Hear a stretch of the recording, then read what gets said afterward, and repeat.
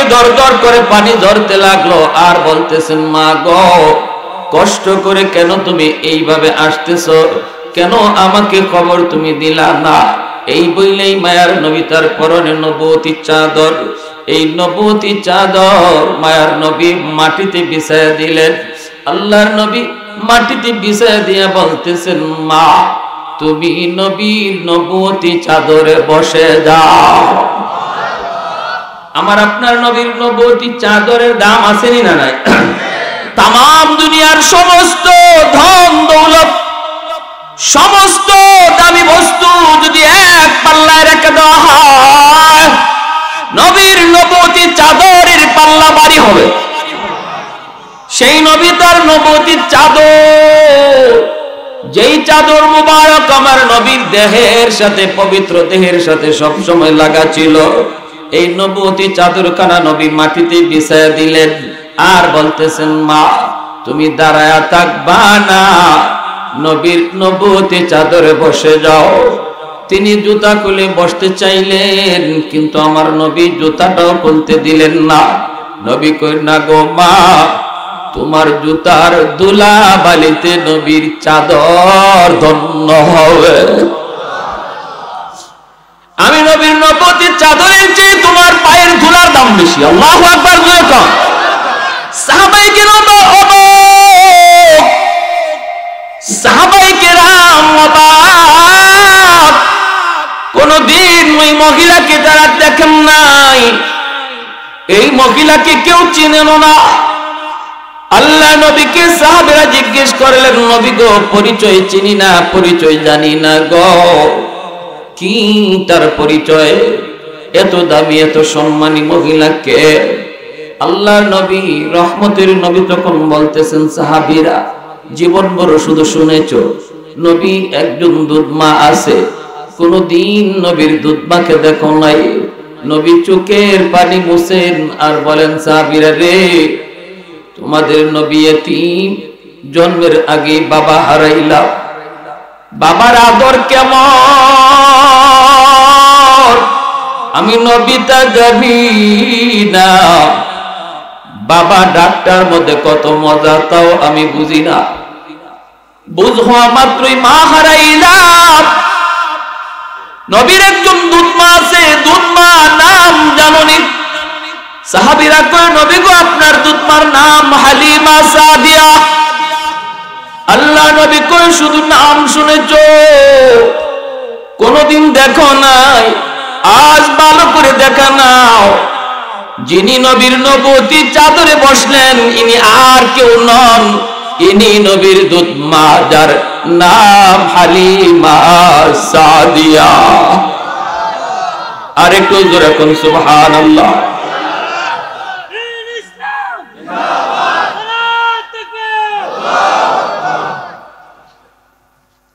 আল্লাহ নবী বুঝাইলেন, একজন দুধমার সেবা, দুধমার সম্মান যদি নবী এইভাবে করলেন, তাহলে আমার নবী যদি নিজের আপন মারে নবী পাইতেন, নবুয়তির পর বাবাকে নবী পাইতেন, তাহলে কেমন খেদমতটা করতেন। সুবহানাল্লাহ, জোরে কর। আমার ভাইয়েরা, বন্ধুরা, যুবক, এজন্য দিনটা একটু নরম করে কথাগুলি শোনারে যুবক। বনু তামিম গোত্রের একজন যুবক নবীজির কাছে আসলো। এসে আল্লাহর নবীর কাছে কান্না শুরু করে দিল। যুবক কান্দে আর কই, নবী গো, ওগো মায়ার নবী, আমি বড় টেনশনে পড়েছি, বিপদে পড়েছি, সমাধান দেন। আমি অস্থির হয়ে গেছি আল্লাহর নবী, অন্তরের ভিতরে আমার পেরেশান, শান্তি পাই না, অশান্তি। আল্লাহর নবী বলে, কি হয়েছে এবার বলো। যুবক কান্দে আর কয়, মায়ার নবী গো, আমি আমার মা বাবার গর্ভে একমাত্র সন্তান। আমি যখন ছোট্ট ছিলাম তখন আমি দেখেছি আমাদের অভাবের সংসার। আব্বা কোন রকম কাজকর্ম করেছেন, সংসার কষ্ট করে করে চলছে। আমি দেখেছি মা কখনো খায় না, সারা দিন চলে গেছে, আম্মা কিছু খায় না। ঘরে খানা নাই, কিন্তু আমাকে আম্মা মাঝে মাঝে নিজের বাটের খেজুরটা আমাকে খাওয়ায় দিত। আমি দেখেছি গো নবী, আমার বাবার কষ্টের চিত্র আমি দেখেছি। ওগো নবীজি, আমি একটু বড় হওয়া মাত্রই আমার আব্বা আমার আম্মা একে একে দুজন বিদায় নিলেন। আমি অনেক চেষ্টা করেছি গো ভালো কোনো কাজকর্ম করার জন্য, সংসারের অভাব দূর করার জন্য আপ্রাণ আমি চেষ্টা করেছি। শেষ বয়সে আমার বাবার চিকিৎসাটা করানোর জন্য, আমার মাকে ঔষধ খাওয়ানোর জন্য চেষ্টা করেছি, কিন্তু নবী গো আমি সফলতা পাই নাই। টাকা পয়সার কোনো সন্ধান আমি পাই নাই। বাবার চিকিৎসা আমি ভালোভাবে করতে পারি নাই। মায়ের চিকিৎসাও আমি ভালো ডাক্তার দেখাইতে পারি নাই। ওগো নবীজি, অভাবের সংসারে আমার মা আমার বাবা দুজন কবরে চলে গেছে। আজ আল্লাহ আমাকে অনেক টাকার মালিক বানাইছে, সম্পদের কোনো অভাব নাই। চতুর্দিকে আমার শুধু টাকা আয় টাকা, তারপর একটা শুধু সফলতার সফলতার সফলতা। টাকা পয়সার কোনো অভাব নাই, সম্পদের কোনো অভাব নাই। এখন আমি আমার আব্বাকে যেখানে মন চায় যত বড় ডাক্তার হোক তারে আব্বার চিকিৎসা করাইতে পারতাম, আমার মার আমি চিকিৎসা করাইতে পারতাম। আল্লাহ আমাকে অনেক ধন দিয়েছে, দৌলত দিয়েছে। আমার মা ভালো একটা শাড়ি কোনোদিন পরেন নাই। আমি দেখেছি বছরে 2টা ঈদ যায়, আমার মা নতুন কাপড় কিনতে পারেন না, বাবা নতুন একটা লুঙ্গি কিনতে পারেন না। আজ আল্লাহ আমাকে অনেক ধন দিয়েছে, দৌলত দিয়েছে, কিন্তু বাপ মার সেবা করার সুযোগ নাই। ওগো নবীজি, আমি এই টাকা দিয়ে এখন কি করব? আমার এই টাকা দিয়ে আমি কার খেদমত করব? আমি ওই টাকা হাতে নিয়ে চোখের পানি জড়া জড়া শুধু কান্দে আর শুধু বলি, টাকা রে তোর জন্য আমি আমার আম্মার চিকিৎসা করাইতে পারি নাই। আসলি তো আসলি, সময় মতো আসলি না। যদি সময় মতো আসতি আমি বাবা মার চিকিৎসা করাইতে পারতাম, অভাব দূর হইত। না না, পারি নাই গো নবী। ওগো নবীজি, আমার রাতের বেলা ঘুম আসে না। আমার মার কথা ইয়াদ হলে, বাবার কথা ইয়াদ হলে সারা রাত আমার চোখের পানিতে কেটে যায়। আমি শুধু কান্না করি গো নবী। ওগো নবীজি, আমার এই অশান্ত মনকে শান্ত করার কোনো ব্যবস্থা আসেনি? আপনি একটু বলুন, আমার কবরে শুয়ে থাকা মা বাবার খেদমত করার কোনো সুযোগ আছে কিনা? যদি কোনো সুযোগ থাকে তাহলে আমি করতে রাজি। আল্লাহ নবী রহমতের নবীর চোখ দিয়েও দরদর করে পানি পড়ে, কারণ আমার নবী মা বাবার প্রতি দুর্বল। ঠিক কিনা জোরে কও। আল্লাহ নবী যুবককে ডাক দেয়া কইরে, যুবক টেনশন করো না, তোমার জন্য এখনো বাপ মার খেদমত করার সুযোগ রয়েছে। যদিও তোমার মা তোমার বাবা কবরে চলে গেলেন, তবুও তোমার জন্য খেদমত করার সুযোগ আছে রে। টেনশন তুমি করো না। নারী যুবক আর পেরেশান হয় না।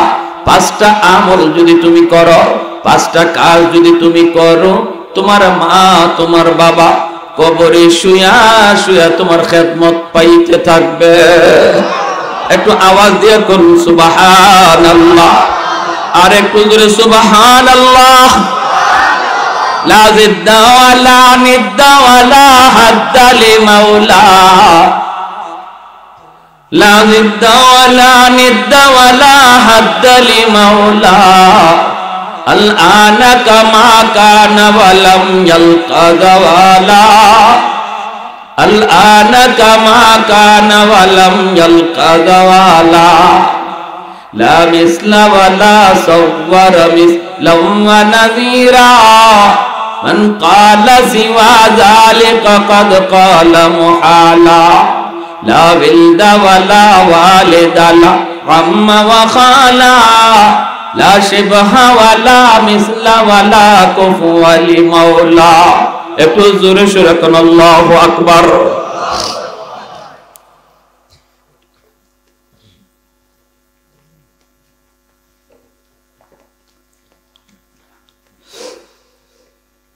তাহলে আল্লাহর নবী যুবককে একটা ব্যবস্থা দিলেন, কয়টা কাজ করলে? মনোযোগ আর আমার দিকে কার কার আছে হাত উঠে আল্লাহকে দেখান। এই 5টা আমল 5টা কাজ সবাই শুনতে চাই ইনশাআল্লাহ। কয়টা আমল কয়টা কাজ? জোরে বলেন কয়টা কাজ? 5টা কাজ যদি তুমি করো, তোমার মা তোমার বাবা কবরে শুয়ে শুয়ে তোমার খেদমত পাইতে থাকবে রে যুবক।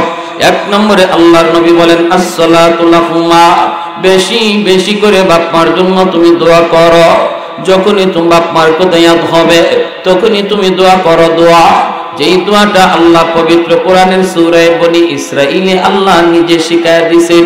আল্লাহ পাক রব্বুল আলামিন বলে ইম্মা ইয়াবলুগান্না ইনদাকাল কিবারা আহাদুহুমা আও কিলাহুমা ফালা তাকুল লাহুমা উফ ওয়ালা তানহারহুমা ওয়া কুল লাহুমা কাওলান কারীমা ওয়াখফিদ লাহুমা জানাহাদ যুল্লি মিনার রাহমা ওয়া কুর রাব্বিরহামহুমা কামা রাব্বায়ানি সগীরা। আল্লাহু আকবার। আল্লাহ পাক রব্বুল আলামিন যেই দোয়াটা আল্লাহ নিজে শিখায় দিয়েছেন, আল্লাহ পাক দুনিয়ার সমস্ত সন্তানদেরকে যেন আল্লাহ বলতে চান, এর দুনিয়ার সন্তানের দল, তোমরা যারা বাপ মার জন্য আমি আল্লাহর কাছে দোয়া করবা, কেমনে দোয়া করবা জানোনি? আমি আল্লাহ নিজেই দোয়া শিখায় দিচ্ছি। ভাইরে, আল্লাহ যদি বাপ মার দোয়া নিজে শিখায় দেয়, দোয়া আমরা চাই কার কাছে? এখন আল্লাহ যদি কয় এমনে চাও, তাহলে বোঝা গেল এই চাওয়াটা কবুল হবে 100%। ফ্যাক্টরির মালিক চাকরির বিজ্ঞাপন দিল, অনেকগুলি মানুষ চাকরির জন্য আবদার করলো। একজন মানুষকে, একজন যুবককে ফ্যাক্টরির মালিক দেখেই তারে বলতেছে, রে যুবক, বাড়ি কোথায়? বাড়ি দোহালি। ওই বাড়ি দোহালি? আমিও তো দোহালির সন্তান, আমিও তো চাতকের সন্তান।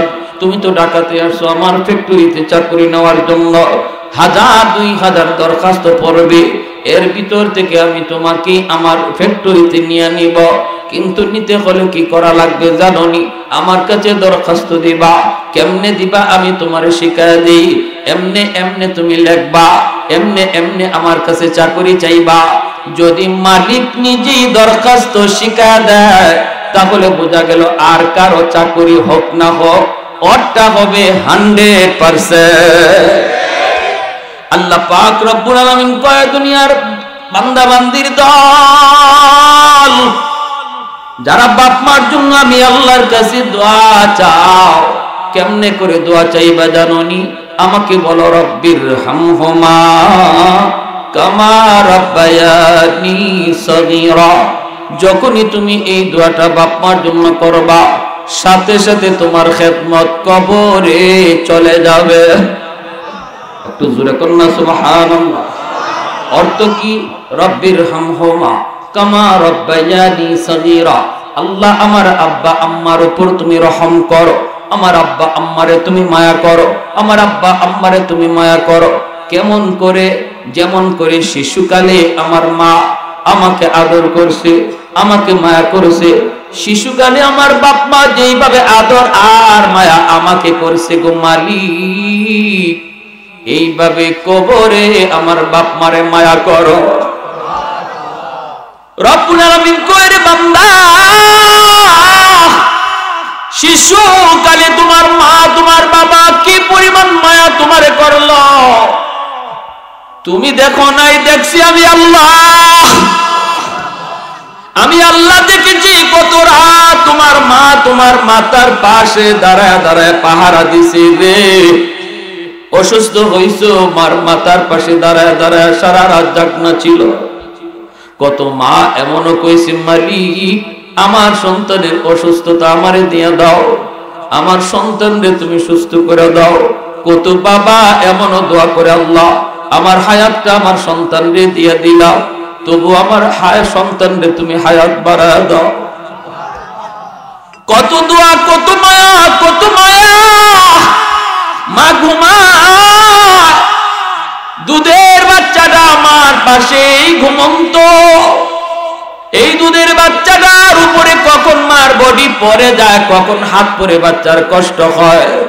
এই বয়ে সারাটা রাত মা ঘুমায় ঠিক, কিন্তু সর্বদা সজাগ থাকে, সজাগ।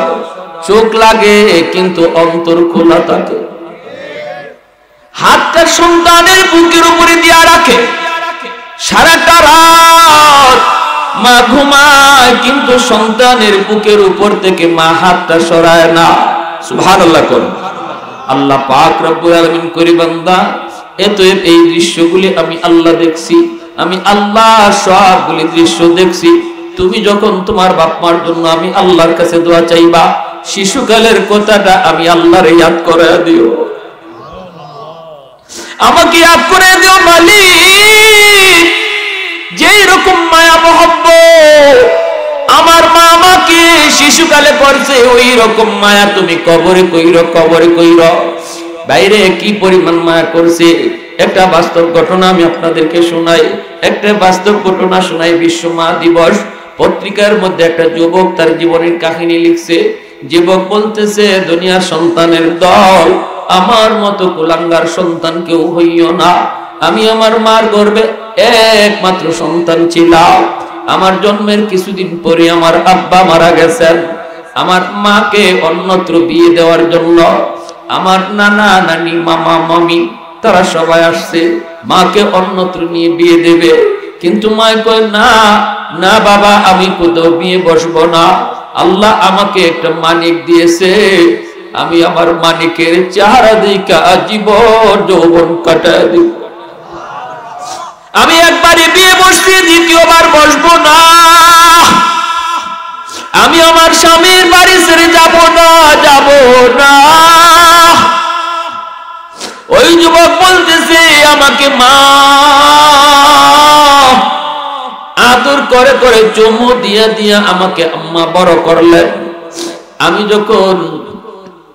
যখন প্রাইমারি স্কুলে ভর্তি হব, মা মানুষের কাছ থেকে দাঁড় করে করে আমাকে স্কুলের খাতা কলম কিনে দেয়। মানুষের বাড়িতে কাম করে করে মা আমার স্কুলের খাতা কলম কিনে দেয়, বই খাতা কিনে দেয়। আমি যখন একটু বুঝ হলো, ক্লাস 5-এ পড়ি, আমি তাকায় দেখি মার একটা চোখ নাই। বুঝ হওয়া মাত্রই দেখলাম মার একটা চোখ নাই। মাকে আমি জিজ্ঞেস কোনোদিন করি নাই, মা গো চোখ কি হলো? কিন্তু দেখতাম আমার মায়ের একটা চোখ নাই। এই জায়গাটা বিশাল গর্ত হয়ে আছে, দেখলে বড় ভয় লাগে। মা আমাকে দেখার জন্য স্কুলে আসতেন। আমার ক্লাসমেট অন্যান্য ছাত্র ছাত্রীরা তারা ভয় পাইত। আমাকে বলতো, তোর আম্মুকে বলবি যেন স্কুলে না আয়, তারে দেখলে আমাদের ভয় লাগে। আমি বলতাম, মা তুমি স্কুলে আইসো না। মা আমাকে জড়ায় ধরে বলতো, বাবা রে, যেই সন্তানের জন্য মা সারলাম, বাবা সারলাম, আপন সবাইকে সারলাম, শুধু সন্তানের কথা মাথায় নিয়া। ও বাবা, তোমাকে যদি সারাদিনে একবার আমি মা না দেখি, আমি থাকতে পারি না, অস্থির হয়ে যাই। এজন্য আমি দেখতে যাই। মা হাই স্কুলও আমাকে দেখতে যায়, কলেজে গেলেও সারাদিনে মা বাড়ি থেকে একবার আমাকে দেখতে যায়। এইভাবে মাকে যত নিষেধ করি, মা নিষেধ মানে না। আমি ঢাকা ইউনিভার্সিটিতে ভর্তি হয়ে গেলাম। সেখানে আমি পড়ালেখা করতেছি। সুন্দরী একটা মেয়ের সাথে আমার পরিচয় হয়। এই সুন্দরী মেয়ের সাথে পরিচয় হয়, এ ছিল আমার একজন শিক্ষকের মেয়ে। আমার ভার্সিটির লেখাপড়া শেষ হওয়ার পর আমার শিক্ষক আমাকে বলতেছে, বাবা একটা ভালো চাকরি দিব, শর্ত হলো আমার মেয়েটাকে বিয়ে করা লাগবে।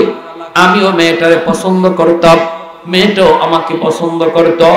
আমি মাকে এসে বললাম, মা, ও মা, মা গো মা, আমি তো একটা মেয়েকে পছন্দ করি, বিয়ে করলে চাকরি পাবো। কিন্তু মা বলতেছে, বাবা রে, বাবা ধনীর মেয়ে গরিবের ঘরে আইনো না, ধনীর সন্তান গরিবের ঘরে থাকে না। এজন্যই শরীয়ত কয় কুফুদে করে যুবক ভালো পজিশন পাইলেই তুমি দৌড় দিও না। বিবাহটা একটা ছেলে খেলা নয়, একটা আগামী একটা জীবন জড়িত, এর মধ্যে আওলাদের ভবিষ্যৎ জড়িত। এজন্যই বিবাহ শাদী এটা ছেলে খেলা নয়, খামখেয়ালি কোনো বিষয় নয়। শরীয়ত বলে কুফু মিলায় বিয়ে কইরো। তুমি যেই পর্যায়ে আছো এই পর্যায়ে যাও, বেশি উপরে যাও না, গেলে পরে সংসারে শান্তি আসবে না। মা কিন্তু এই কথাটাই বুঝাইছে। ছেলে কয় না গো মা, কোনো অসুবিধা হবে না, তার সাথে আমার কথা হয়েছে। ছেলে একদম পাগল পারা হয়ে গেছে, মা বাধ্য হয়ে রাজি হয়ে গেল। কিন্তু ভাইরে, মা যা ভাবছিল তাই হলো। অল্প দিনের ভিতরেই সে তার স্বামীরে পটাইয়া মার বিরুদ্ধে বিভিন্ন কথা বলাইয়া মার সাথে গুসা করাইয়া স্বামী লইয়া শহরে চলে গেল, মারে গ্রামে পাঠায় দিল। এই মা, বৃদ্ধা মা, একা একা গ্রামের বাড়িতে থাকে, কেউ নাই। যেই সময় মাকে তার মা বাবা নিতে আসছিল যায় নাই। যেই সন্তানের কারণে এই বাড়িতে থাকলো, এই সন্তান এখন মাকে পাড়ায় শহরে থাকে। সুন্দরী বউ নিয়ে মার খবর নেয় না, বছরে একবারও মার কাছে আয় না। ঈদ যায়, ঈদের চান যায়, মাকে দেখতে বাড়িতে আসে না। কিন্তু সন্তান তো কলিজার টুকরো সন্তান। শহর থেকে কেউ আসলেই মা ওই মানুষটার বাড়িতে গিয়া যা প্রায় ধরে কান্দে আর কয়, তোমরা আমার মানিক রে ঢাকা শহরে দেখছো নি গ, কেমন আছে আমার মানিক? মানুষেরা কইতো তোমার ছেলে ভালো আছে, মস্ত বড় অফিসার, মস্ত বড় অফিসার। এই কথা শুইনা মা চোখের পানি মুছত। একদিন মা নিজেই ঠিকানা লইয়া ঢাকা শহর চলে গেছে। সন্তানের বাসার সামনে যাইয়াই কলিং বেলটা টিপ দিছে। ছেলে দরজাটা কইলা দেখি মা লাঠিতে ভর দিয়ে দাঁড়ানো। দেখা মাত্রই ছেলে কলিজা শক্ত হয়ে গেছে গুনাহ করতে করতে। দেখা তার দিল নরম হলো না। ডাক দিয়া কই, মা তোমার একটা চোখ নাই, দেখলে ভয় লাগে, বিশ্রী লাগে। কলেজ জীবনে শান্তি দাও না, স্কুল জীবনে শান্তি দাও না। বউ নিয়ে আমি একটু সুখে থাকবো, তাও বুঝি তুমি চাও না। আমার বউ তোমারকে দেখলে ভয় পায়, ভয় পায়। কেন তুমি আইছো, কেন আইছো? এই কথা বলতেই মা দরজার সামনে হাউমাউ করে চোখের পানিটা ধরে আমার কান্দে আর কয়, বাজার আমি তোমার ঘরে থাকতে আসি নাই রে, আমি সাহায্য নিতে আসি নাই, আমি শুধু আসছি এক নজর আমার সন্তানের চেহারা দেখার জন্য। আমি এসেছি শুধু চেহারাটা দেখার জন্য, থাকতেও আসি নাই, সাহায্য নিতে আসি নাই। বাবা আমি দোয়া করে গেলাম তোমরা শান্তিতে থাকো। এই মহিলা দুঃখিনী মা সন্তানের চেহারাটা শেষমেশ পিছনের দিকে তাকায় বাড়ির দিকে রওনা দেয়। বাড়িতে চইলা আইসাই মা অসুস্থ হয়ে পড়ে বিছানায় পড়ে গেছে। এই শেষ পড়া পড়লো মা, আর বিছানা থেকে উঠে নাই, অসুস্থ হয়ে গেল। আত্মীয় স্বজনের ভিতর থেকে তার একজন এরকম ভাবে তার একজন ভাইয়ের মেয়ে তারে দেখাশোনা করার জন্য আসলো। ওই যুবকের ফুফাতো বোন আসলো ফুফুকে দেখার জন্য। আইসা সে এরকম ভাবে সেবা করতেছে, সেবা শুশ্রূষা দিতেছে।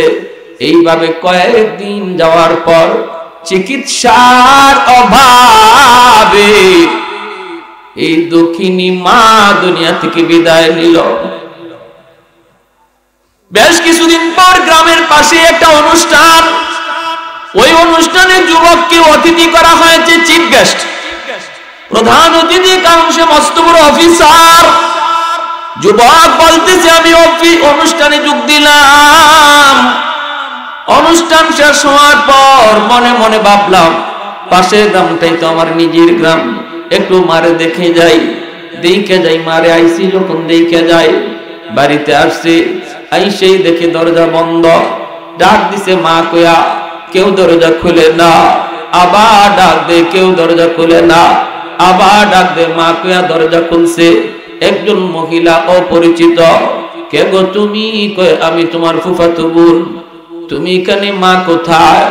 বলতেই মহিলাটা চোখের পানি ধরে কাঁদতেছে আর বলতেছে, আমার ফুফি জান আজ থেকে 1 সপ্তাহ আগে দুনিয়ার জগৎ ছেড়ে চলে গেছে।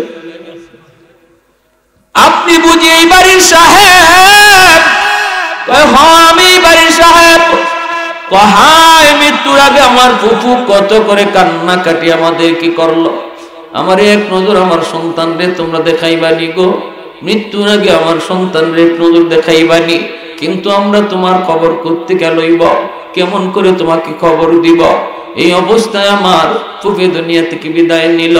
যাবার সময় আমার হাতে একটা চিঠি দিয়ে গেল আর বলে গেল, মারে আমার সন্তান যদি কোনোদিন আমার খবর নিতে আয়, তুমি তার হাতে আমার চিঠিটা পৌঁছায়। এই যে নেন আপনার মার হাতের চিঠি।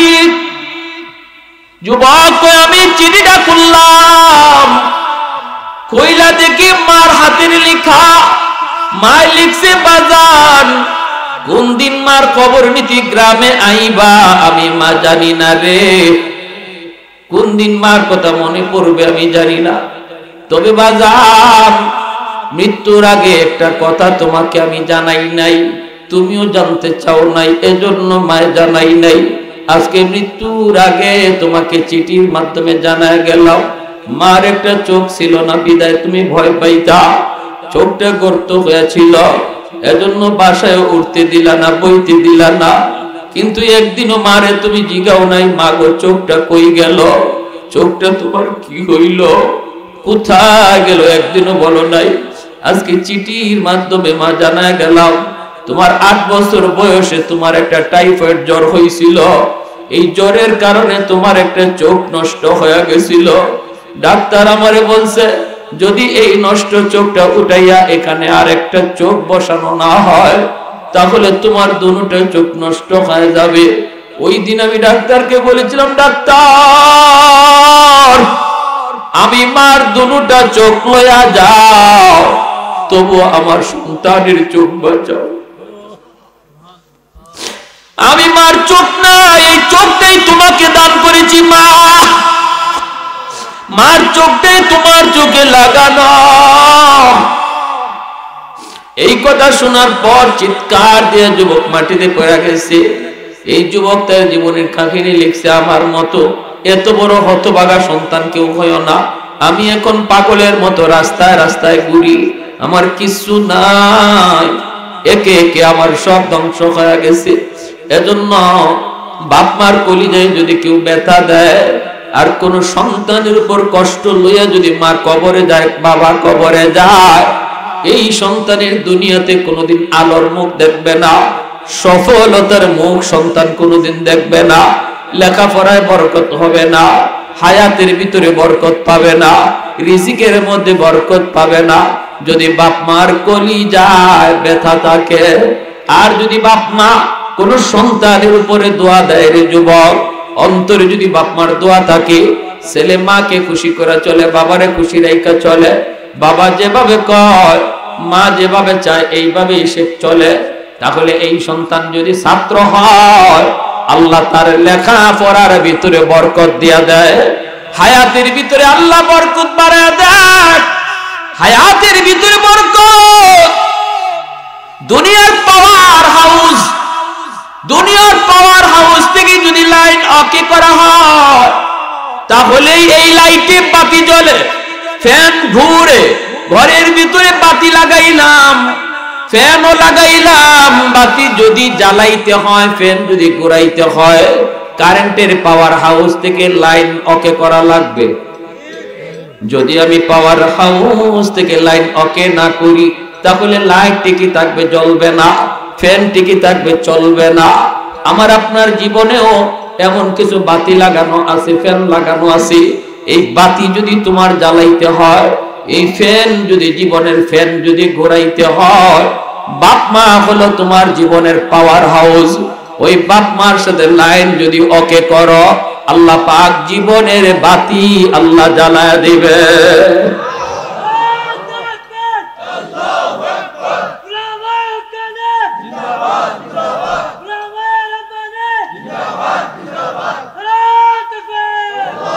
ভাইরা আমার, জন্য আল্লাহর নবী, রহমতের নবী, মায়ার নবী বলেন, মায়ার নবী, দয়ার নবী বলেন, এর যুবক,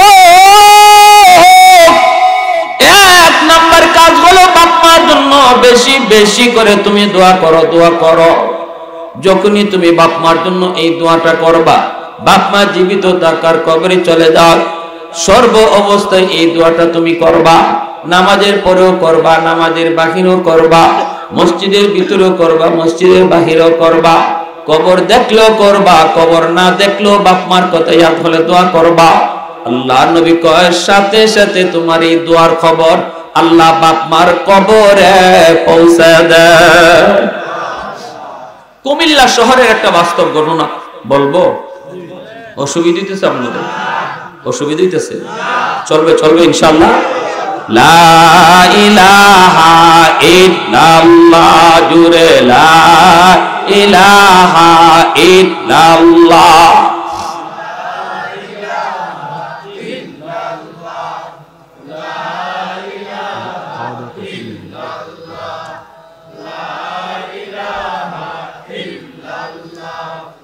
লা ইলাহা ইল্লাল্লাহ।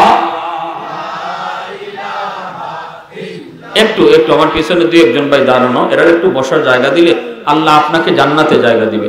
এটা জান্নাতি বাগান, আমরা যদি আরেক ভাইকে জায়গা দিই আল্লাহ আমাকে মূল জান্নাতে জায়গা দিয়ে দিবে। লা ইলাহা ইল্লাল্লাহ, জুরে লা ইলাহা ইল্লাল্লাহ।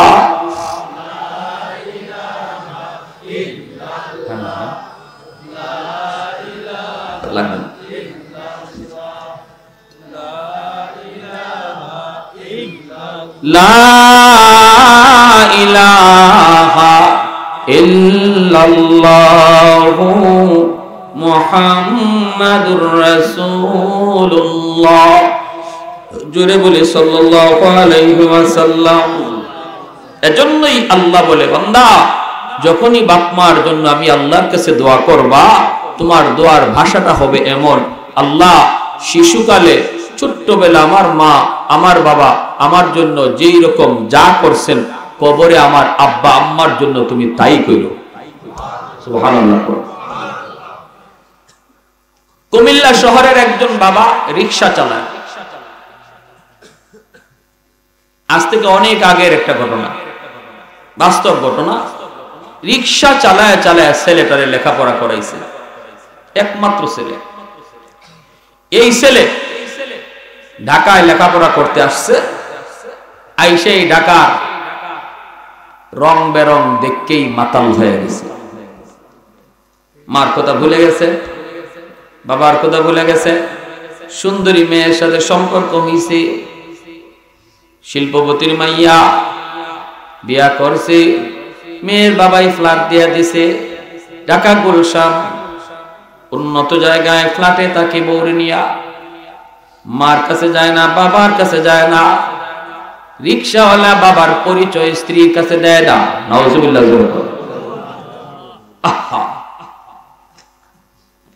ভাইরা আমার, জুম্মার নামাজ পড়ে গুলশান আজাদ মসজিদ, যেই মসজিদে এখনো যাত্রাবাড়ির হযরত মাওলানা মাহমুদুল হাসান দামাত বারকাতুহুম, তিনি তখন থেকে এখন পর্যন্ত জুম্মার নামাজ পড়ান। এত বড় বুজুর্গ, এত বড় আল্লাহর ওলি, তিনি জুম্মার নামাজ পড়ান। রমজান মাস চলছে। ভাইরা বন্ধুরা, একদিন এই যুবক অফিসের মধ্যে, সে মস্ত বড় অফিসার, মস্ত বড় অফিসার, অফিসের হেড স্যার। এইদিকে মা, এইদিকে বাবা, সন্তান সন্তান করে করে একদম পাগলের মতো। মা তো মা, সন্তান মা বলতে পারে, কিন্তু মা কোনোদিন সন্তান বলতে পারে না। সন্তান বাবা বলতে পারে, কিন্তু বাবা কোনোদিন সন্তান বলতে পারে না। যদিও সন্তান বড় হয়, কিন্তু বাপ মার কাছে সন্তান কোনোদিন বড় হয় না। ভাইরা আমার, তার মা একদিন তার বাবারে জোর করে ডাকাতে পাঠাইল, ঠিকানা মানুষের কাছ থেকে লইয়া। মা কয়, স্বামী গো, আমি আর মনে হয় বেশি দিন বাঁচব না, আমার সন্তানটার এক নজর তুমি দেখে আসো। মানুষে কয় ভালো আছে, কিন্তু তুমি একটু যে দেখে আসো নিজের চোখে। স্বামীটারে পাঠাই দিছে মহিলা। এইবার তিনি বৃদ্ধ বাবা, রিক্সাওয়ালা বাবা, ছেলের ঠিকানা লইয়া অফিসের গেটের পাশে এসে দাঁড়ালো। দারোয়ান আটকায় দেয়। কে গো, তুমি কোথায় যেতে চাও? কয়, অমুকের কাছে যেতে চাই। তিনি কোথায় থাকে? দারোয়ান কয়, ইনি তো আমার অফিসের সবচেয়ে বড় বস, ইনি তো আমার অফিসের সবচেয়ে বড় বস। আমার বসের সাথে যদি দেখা করতে হয় তাহলে বসের পারমিশন লাগবে। বস যদি অনুমতি না দেয় দেখা করার কোনো সুযোগ নাই। আপনি এখানে দাঁড়ান, আমি বসকে যে জিজ্ঞেস করি। দারোয়ান গেছে, যায় বলতেছে, স্যার, গেইটে একজন বুড়া মানুষ আপনারে খুঁজতে আইছে, আপনারে দেখতে আইছে। সিসি ক্যামেরা লাগানো, গেটের মধ্যে ক্যামেরা লাগানো রে ভাই। ছেলে বলতেছে, আমি এই ছেলে অফিসের মধ্যে কম্পিউটার অন কইরেই দেখে সিসি ক্যামেরা ধরা পড়ছে। এই বৃদ্ধ মানুষটা আর কেউ না, এই বৃদ্ধ মানুষটা হলো তার বাবা। কিন্তু বাবাকে দেখার পরও তার দিল নরম হলো না। যেই বাবা রিক্সা চালায় আমার লেখাপড়ার খরচ দিল, যেই বাবা এত কষ্ট করে নিজের গায়ে রক্তটারে পানি করে আমার লেখাপড়ার খরচ দিয়া গেল রে, আজ ওই বাবা আমার গেটের পাশে, তবুও ছেলের দিল নরম হলো না। দারোয়ানের হাতে 500 টাকা ধরায় দেয়া কয়, যা বলবি আমার স্যার খুব ব্যস্ত, দেখা করার টাইম নাই, 500 টাকা তুই দিয়ে দিবি। যেই মাত্র এসে দারোয়ান হাতে দিয়ে কয় 500 টাকা স্যারে দিছে, স্যার খুব ব্যস্ত, দেখা করা যাবে না। কয়, বাবা তুমি যাও, যে বলো আমি তার গ্রাম থেকে আসছি। কই, গিয়া লাভ নাই, আপনারে স্যারে সিসি ক্যামেরায় দেখছে। যেই মাত্র কইছে আপনারে স্যারে দেখছে, কই দেখছে বলে, হ আপনারে দেখছে, আপনারে চিনছে। এরপরও বলছে ব্যস্ত, 500 টাকা দিয়া দিছে আপনাকে রিক্সা ভাড়া, আপনারে যাতায়াত ভাড়া। এই কথা বলতেই বাবা মাথায় হাত দিয়া আল্লাহ কই একটা চিৎকার দিয়া মাটিতে পড়ে গেছে। এরপরে বাবা কাঁদতেছে, আর দারোয়ানে কই, চাচা গো আপনি কান্দেন কেন গো? কি কইছে আমার স্যার, আপনার কি হয়? তখন চাচা চোখের পানি মুছে আর কয়, বাজান রে, তোমার স্যার আমার একমাত্র সন্তান, যেই সন্তান রে আমি রিক্সা চালায় তার লেখাপড়া করাইছিল। দারোয়ান কান্দে আর কয়, চাচা কি শুনাইলেন? আমার স্যার মাসে 50,000 টাকা বেতন পায়, আর আপনারে 500 টাকা ধরা দিছে। আমি দারোয়ান 5,000 টাকা বেতন পাই, 2,000 টাকা নিজের খরচের জন্য রাখি গো, বাকি 3,000 আমার আব্বা আম্মার জন্য মাসে পাঠায় দিই। এইবার বাবা চোখের পানি মুছতে মুছতে বাড়ির দিকে রওনা দিছে। মা রাস্তায় দাঁড়ায় স্বামীর অপেক্ষায়। কাছে যাওয়া দেখা মাত্রই মা দৌড়ায় গেছে স্বামীর কাছে, যাইয়া স্বামীকে জড়ায় দিল, স্বামী গো আমার সন্তানকে কেমন দেখে আইছো, আমার সন্তানের চেহারাটা কেমন? বাবা তখন চোখের পানি মুছে আর স্ত্রীর চোখের পানিটা মুছে দেয়, আর কয়, স্ত্রী গো, বিবি গো, আর সন্তান বইল না, তোমার সন্তান আজকে ঢাকা শহরের মস্ত বড় অফিসার। রিকশাওয়ালা বাবার পরিচয় দিতে চায় না, পরিচয় দিতে চায় না। মা ওখানে আবার মাটিতে পড়ে গেল। বেশ কিছুদিন পর মা আবার পাগলের মতো হয়ে কয় আমাকে সহ তুমি নিয়ে চলো।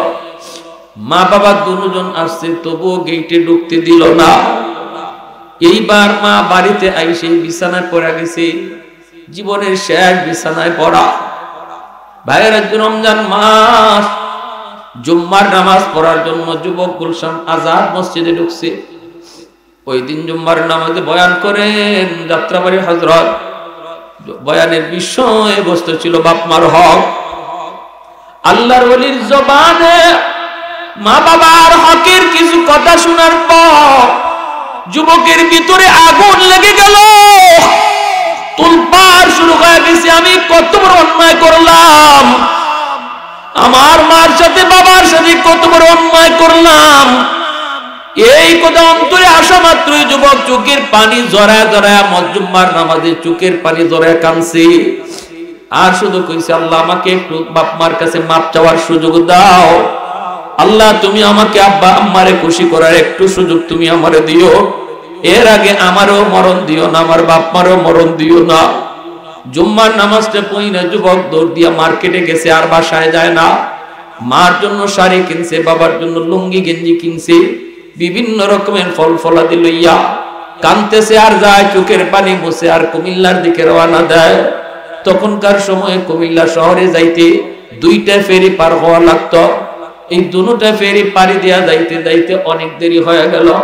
শহরে পৌঁছা মাত্রই দেখা যায় তারাবির টাইম হয়ে গেছে। পুরা শহরটা একদম নীরব, শুনশান, কোনো কিছুই নাই। গ্রামে যাবে কেমন করে? মানুষকে জিজ্ঞেস করি বাইরে কোনো রিক্সা মিক্সা পাওয়া যাইবনি, কোনো রিক্সা মিক্সা পাওয়া যাইবনি। মানুষে কয় না, এখন কোনো রিক্সা তুমি পাইবা না। সারাদিন তারা টিপ মারছে, এখন তারাবি পড়ে ঘুমাবে, পাইবা না পাইবা না। যুবক চোখের পানি মুছে আর কয় আমার তো গ্রামে যাওয়া লাগবে, যাব কেমন করে? এমনি হঠাৎ করে একজন বৃদ্ধ মানুষ কয়, বাবা যদি তুমি রিক্সা চাও, একজন মানুষ হয়তো যাইতে পারে। একজন বুড়া মানুষ এই শহরে এখনো রিক্সা চালায়, আজ 40 বছর যাবত সে রিক্সা চালায়। চালাইতে চালাইতে একদম গোজা হয়ে গেছে। আমি দেখি রাতের বেলাও সে মাঝে মাঝে টিপ নেয়, কারণ গ্রামের বাড়িতে তার স্ত্রী বিছানায় পড়া, প্রতিদিন ঔষধ নিয়ে যাইতে হয় স্ত্রীর জন্য। এজন্য বুড়া মানুষটা বাঁকা হয়ে গেছে, তবু রিক্সা চালায়। আমার মনে হয় তুমি যদি তার কাছে যাও, মনে হয় সে তোমাকে নিয়ে যাবে, তার টাকার বড় প্রয়োজন। যুবক কয় আমি গেলে কোথায় পাবো? ওই যে দেখো ওই দিকে যাও। সে কোনো মেসে থাকে না, একটা দোকানের বারান্দায় বসে বসে রিক্সাটারের সামনে রেখা দোকানদার দোকানের বারান্দায় রাত কাটায় দেয়।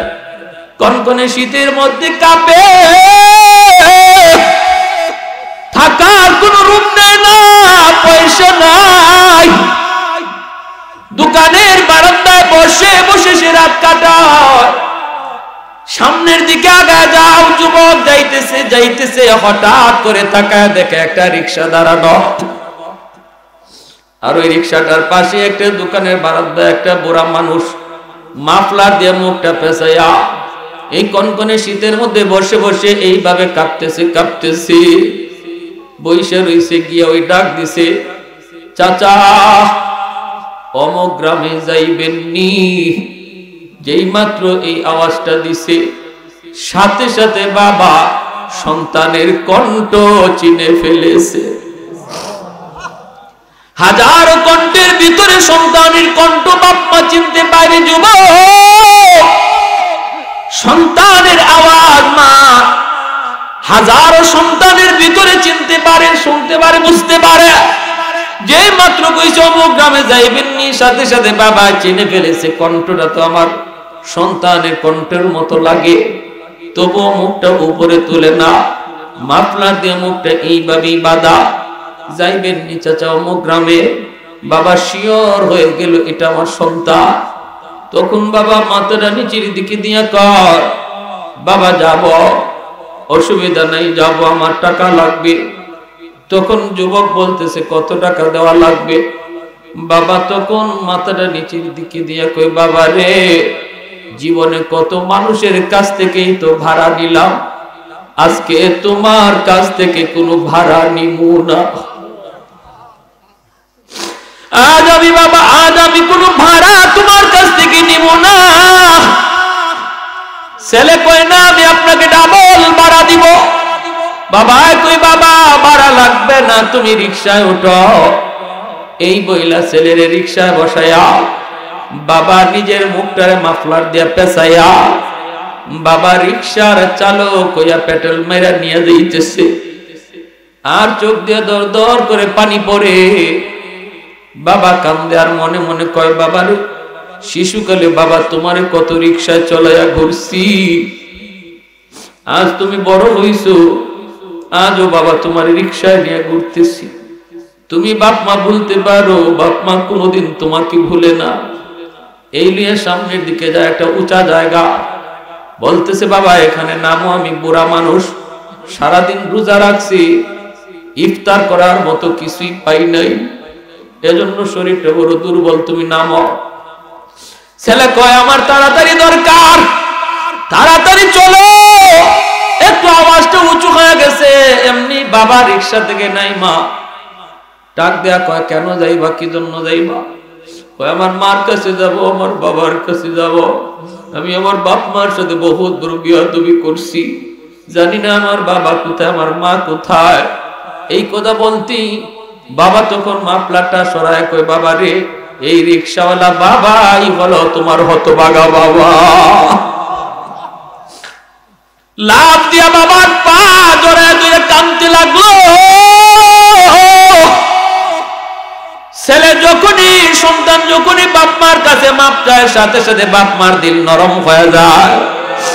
যত অপরাধী সন্তান করুক না কেন, যুবক রে মনে রেখো, যত কষ্টই তুমি বাপ মারে দিছো না কেন, যখনই তাদের কাছে মাপ চাইবা বাপ মার দিল নরম হয়ে যাবে। আল্লাহ নবী কয়ে যখনই বাপ মারে খুশি করব সন্তান, আর বাপ মা সন্তানের উপর দিল থেকে খুশি হয়ে যাবে।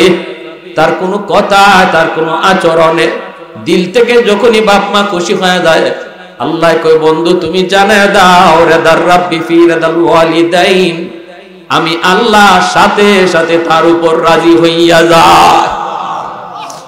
আল্লাহ নবী এক হাদিস শরীফের ভিতরে বলেন মান আসবাহ মুতিয়ান লিল্লাহি ফি ওয়ালিদাইহি আসবাহ লাহু বাবান মাফতুহান মিনাল জান্নাহ।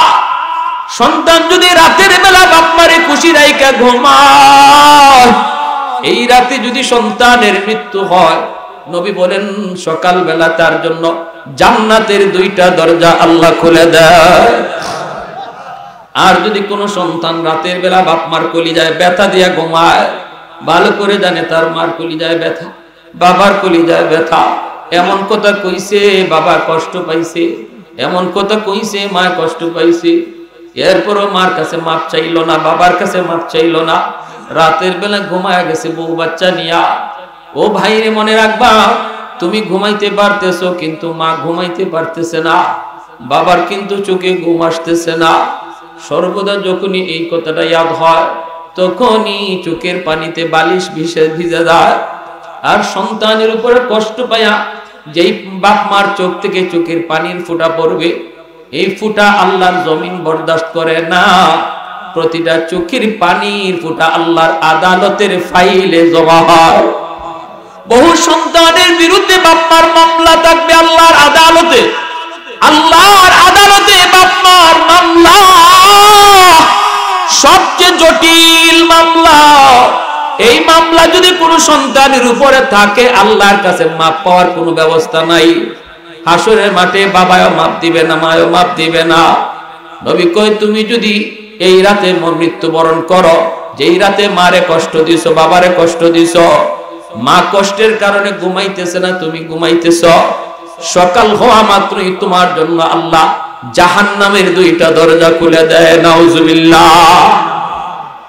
মা যদি নারাজ থাকে, বাবা যদি নারাজ থাকে, নামাজ পড়েও আল্লাহরে রাজি করানো যায় না, রোজা রাইখেও আল্লাহকে রাজি করানো যায় না, প্রতিবার হজ কইরাও আল্লাহকে রাজি করানো যায় না যদি বাপ মা রাজি না থাকে। আল্লাহ নবী রহমতের নবী কয় সালাসাতুন দাওয়াতুম মুস্তাজাবাতুন লা শাক্কা ফি দাওয়াতুল মাজলুম ওয়া দাওয়াতুল মুসাফির ওয়া দাওয়াতুল ওয়ালিদ আলা ওয়ালাদিহি। তিন ব্যক্তির দোয়া বদদুয়া আল্লাহর কাছে সরাসরি কবুল হয়ে যায়। এর ভিতরে একদল হলো বাপ মা। বাপ মার দোয়া বদদুয়া সন্তানের জন্য সরাসরি কবুল। যদি বাবা তোমার জন্য আল্লাহর কাছে দোয়া করে, মা যদি তোমার জন্য দোয়া করে, যুবক হাত উঠানো লাগবে না। হাত উঠানোর নাম দোয়া না। দোয়ার সম্পর্ক হলো দিলের সাথে। দোয়ার সম্পর্ক হলো দিলের সাথে। আমি যদি আপনারে খুশি করি, আপনার অন্তর থেকে যে দোয়াটা বের হবে এর নাম হলো দোয়া। হাত উঠানো হলো একটা সিস্টেম। আমার ভাইয়েরা বন্ধুরা, এটা নিষেধ না। হাত উঠানোটাও শরীয়তের একটা বিধান, এটারও সবুত আছে। কিন্তু প্রকৃত দোয়া হলো দিল থেকে যেটা বের হয়। ইমাম সাহেবের সাথে আপনি খারাপ আচরণ কইরা আবার যদি কোন হুজুর একটু হাত উঠান, আমার জন্য একটু দোয়া করেন, হুজুর আপনার কথায় হয়তো হাত উঠাবে, কিন্তু কলিজার ভিতরে যে আঘাত দেয়া রাখছেন, এজন্য হাত যতই উঠাবে আপনার জন্য দোয়া বের হবে। মার কলিজায় তুমি ব্যথা দিবা, মা যতই মুখ দিয়া বলবে আল্লাহ তুমি আমার সন্তানকে কামিয়াবি দাও, হবে না, হবে না। অন্তর থেকে বাপ মার যে দোয়াটা আসে নাম দোয়া। নবী বলেন যখনই বাপ মা দোয়া করে তখনই আল্লাহর দরবারে এই দোয়া সরাসরি কবুল। আব্দুল কাদের জিলানীর দোয়া ডাইরেক্ট কবুল, কোনো গ্যারান্টি নাই। মঈনুদ্দিন চিশতির দোয়া ডাইরেক্ট কবুল, কোনো গ্যারান্টি নাই। কিন্তু মা বাপ মার দোয়া ডাইরেক্ট কবুল গ্যারান্টি আছে আমার মায়ার নবীর হাদিস। হাজারো আব্দুল কাদের জিলানী যদি এই রুমে থাকে আর ওই রুমে যদি বুড়া মা থাকে, বাবা থাকে, তারা হাত উঠাইব। 1000 আব্দুল কাদের জিলানী আপনার জন্য হাত উঠাইছে। মায়ার নবী বলেন তবুও তাদের দোয়া কবুল হবে কিনা গ্যারান্টি নাই। ওই ভাঙ্গা করে বাবা যদি হাত উঠায়, মা যদি হাত উঠায়, এটা আল্লাহর কাছে ডাইরেক্ট কবুল। তাহলে কারে কষ্ট দিতেছো, কারে ব্যথা দিতেছো? দৌড়াইয়া ছেলে গিয়া মা কইয়া ডাক দিছে। বিছানায় পড়া যেই মা সন্তানের আওয়াজ পাইয়া মা সুস্থ হয়ে দাঁড়ায় গেছে, মার পা ধরে মাপ চাইছে। আমার ভাইয়েরা, এজন্য আল্লাহর নবী যুবককে বলতেছেন, যুবক 1 নম্বর কাম হলো দোয়া করা, 2 নম্বর ওয়াল ইস্তিগফারু লাহুমা, তাদের জন্য বেশি বেশি করে দান সদকা করো। যখনই সুযোগ পাইবা আল্লাহর ঘর মসজিদে, নবীর ঘর মাদ্রাসা সুযোগ পাইবা, তখনই বাপ মার নামে দান করবা। আর যখনই দান করবা সাথে সাথে তোমার খেদমত বাপ মার কবরে আল্লাহ পৌঁছাইয়া দিবে। জোরে কন্না সুবহানাল্লাহ। 3 নম্বর ইনফাযু আহদিহিমা মিন বাদিহিমা, বাপ মার কোনো ওয়াদা থাকলে তুমি ওয়াদা পূরণ করো। বাবা মার কোনো ওয়াদা ছিল, ওয়াদা পূরণ করে যেতে পারে নাই, যখনই তুমি বাপ মার ওয়াদা পূরণ করবা সাথে সাথে বাপ মার কবরে আল্লাহ খেদমত পৌঁছায় দিবে।